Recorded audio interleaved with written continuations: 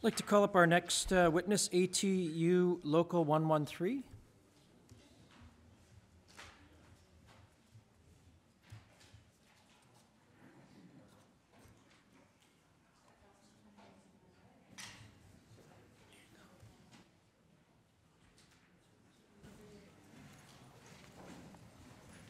Good morning and welcome to the Finance Committee. If you could please state your names for the record and you can get right into your presentation. Carlos Santos. And Eric Tuck. So I'm going to start this morning. My name is Eric Tuck, as the proud Vice President of ATU Canada. I'm here today representing over 35,000 of the finest transit professionals across Canada.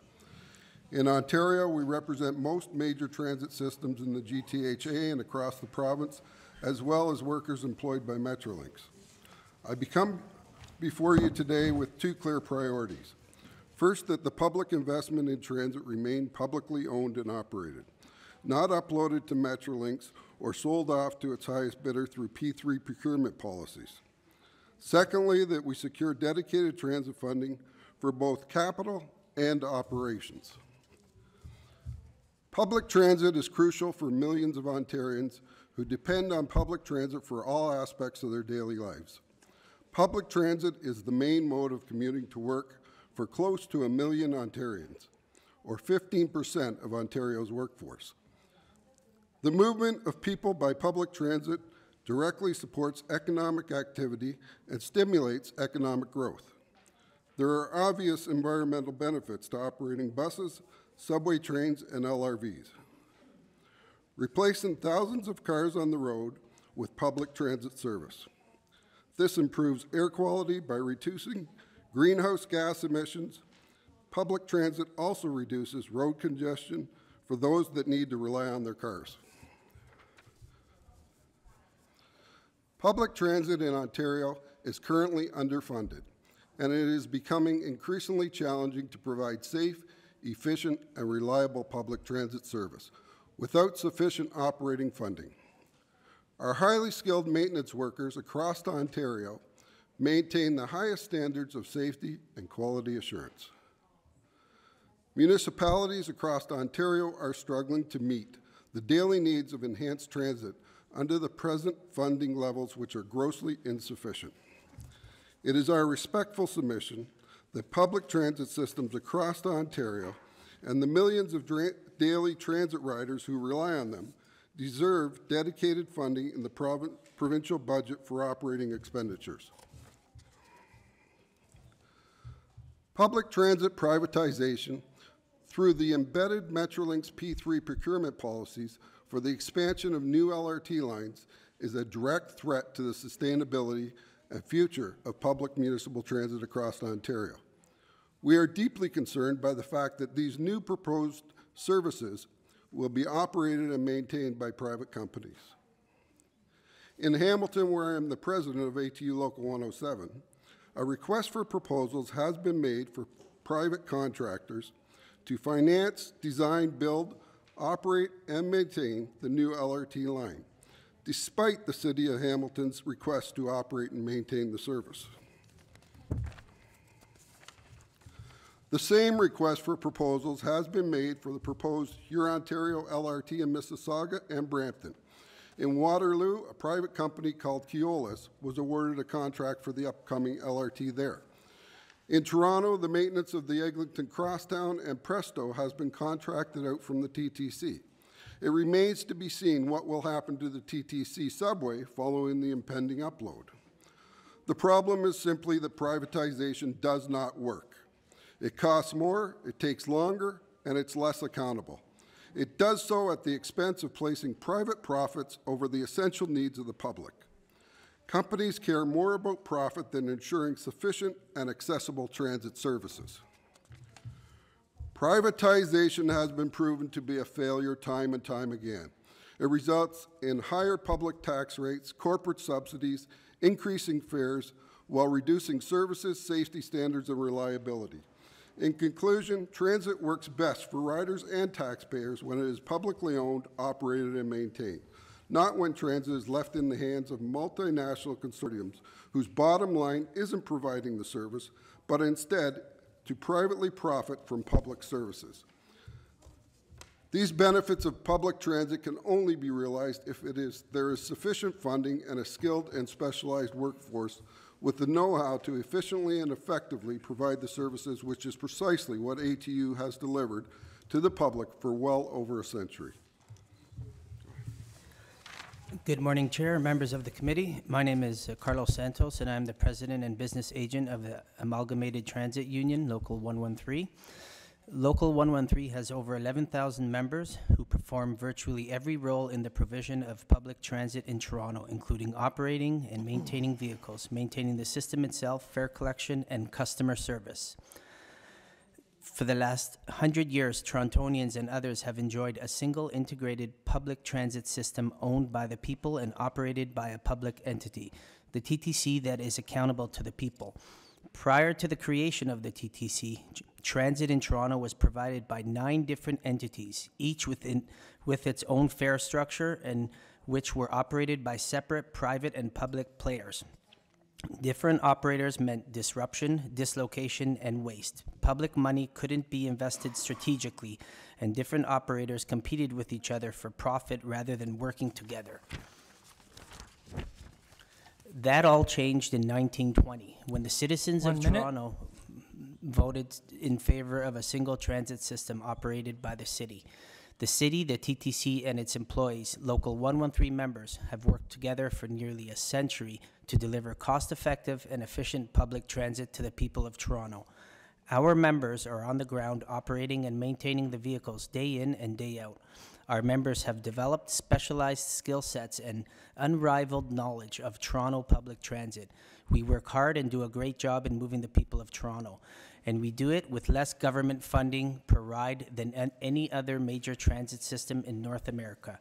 Toronto receives 96 cents per rider, which is much lower than places like New York, which receives $1.75 per rider. Chicago receives $2.37 per rider, and Montreal receives $1.17 per rider. Our members are providing citizens with the most cost-effective public transit. As the population of Toronto continues to grow, and Thank you very much. We've utilized all our time, so we're going to now go to questions. We're going to start with the government side. Mr. Cho. Thank you, Mr. Chair. Thank you, Mr. Tuck and Mr. Santos, for being with us this morning. Thank you.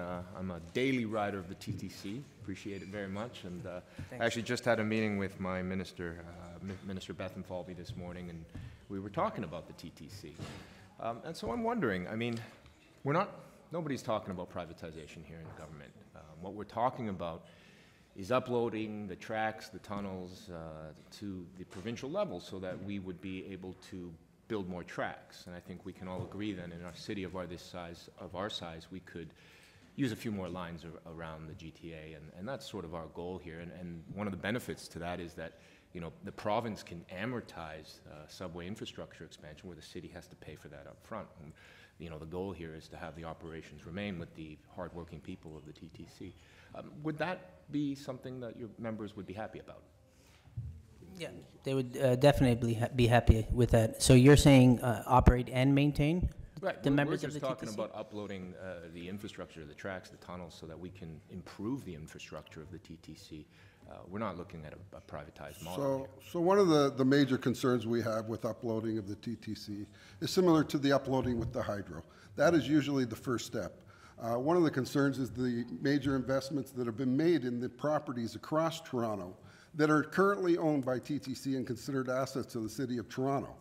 They would suddenly become the property of the province, and those assets and the worth of those assets would no longer be an asset of the City of Toronto, which can be leveraged to provide funding for the actual system and to continue upgrading it. Right, no, and I think to be clear, the government is not talking about any privatization. We are talking about infrastructure building and investing into the system so that you can, have more members and continue to operate, and we just have a better subway system overall. So I just want to make sure that we're on the same page, and I encourage you to be in touch with us at any time that you have concerns, but that is So we'd love to see that plan. Unfortunately, it hasn't been revealed, and we haven't. Yeah. Budget's any coming, sir. Okay. Appreciate that. Great. Thank you. Ms. Skelly. Good morning, Eric. Nice to see you. coming from Hamilton, of course, my question to you is local, and that is, how do we get service to some of the industrial parks? I mean, that's got to be one of my biggest frustrations, trying to grow the economy in a local area, and we don't have transit to that area. Just if you could give me a comment on that. So that's a problem that is not just unique to Hamilton. In Hamilton specifically, the problem is the area rating, as you know. Unfortunately, those outlying areas where most of the development is going on, not just the industrial and employment parklands, but also the building of homes. As you know, up in Binbrook and Glancaster, there's been amazing expansion, but there's been no expansion of the transit system. So dedicated operating funding would help us to actually expand and put service into those developments as they're being built, so that you don't create those second and third generation car drivers, which is what we have today. And it's congested. 1 minute. I would like to perhaps, if MPP Cho would be willing, I'd like to meet with you following, once we've heard from you now, and once the budget is released, perhaps we could have a follow-up. Could we have a follow-up meeting perhaps Absolutely, afterwards? I That would be look forward great. to that. I'll drag him to Hamilton. Thank you. Okay, thanks. Okay, we'll turn to the opposition side. Mr. Arthur. Good morning, and thank you so much for your presentation. I wondered if you'd expand on the property that is owned by the TTC and what the uploading of that would do. What's the value of that property combined? Do you know? I'm not sure exactly how much the value is, but it's, I would assume it's in the hundreds of millions of dollars.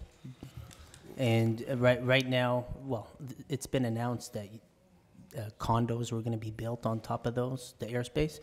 So the developers are going to be building the subway. Who's going to be building the subway? And what if it's not cost effective for the developers to build the subway? Then who takes ownership of building that subway? There's just a lot of unanswered questions for us.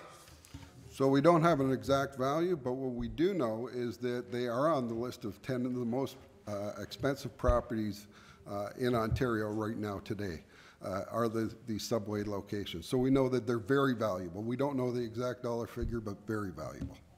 And so for a government looking to balance a budget, it would be a nice thing to have in the...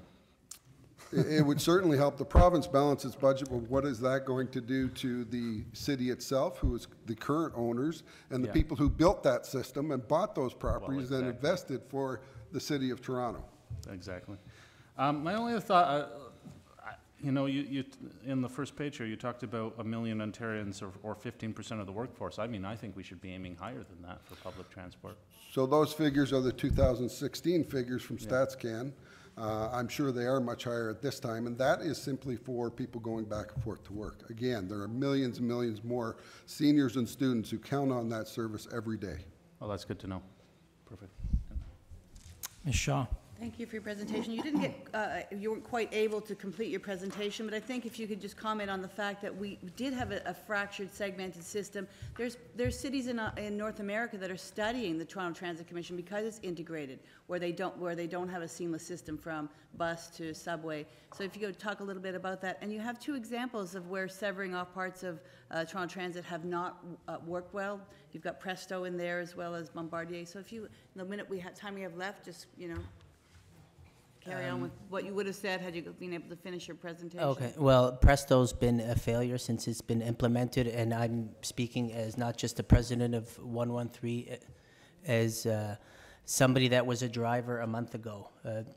It's been, I would say, $10 to $15 million of lost revenue due to the system shutting off while operators are operating the vehicle. While we stop the vehicle, turn it off and turn it back on, it doesn't turn on for an hour. There's been endless times where it just randomly goes not in service. And not only do people are not allowed to, they're not given the opportunity to pay, and by the time the system goes up and running, they don't want to get up and leave their seat because now the streetcar or the bus is so overcrowded that if they get up, they're going to lose their seat. So a lot of them don't even pay. There's also several people that want to pay cash and they can't because vehicles only take Presto like streetcars. So you have tourists from out of town that come in and they're stuck on a streetcar and they're trying to find a way to pay and they can't. Right. So this is an example of a decision that was imposed by Metrolinx, if I'm correct, that's impacting the operation of the Toronto Transit Commission. So in some way, this is an example of having decisions made outside of a 100-year-old service that is, I mean, in Hamilton, we have an HSR service that's also 100 years plus. And, you know, that kind of longevity, it seems to me that you and your members should be forefront in the decisions to make changes before they implement them. Correct, and our Presto machines are serviced by a third-party carrier, which means most of the time our vehicles sit in the yard and they can't leave because they're waiting for an outside company to come in and service them. So it's an we example used of to a failed service them. privatization. Absolutely. When you try and buy replacement parts for the Presto, I can tell you they are priced 10 times higher than what you can go and actually buy them or have them made somewhere else. Thank you very much. We've experienced that. Thank you. Thank you. Appreciate your time. Thank you.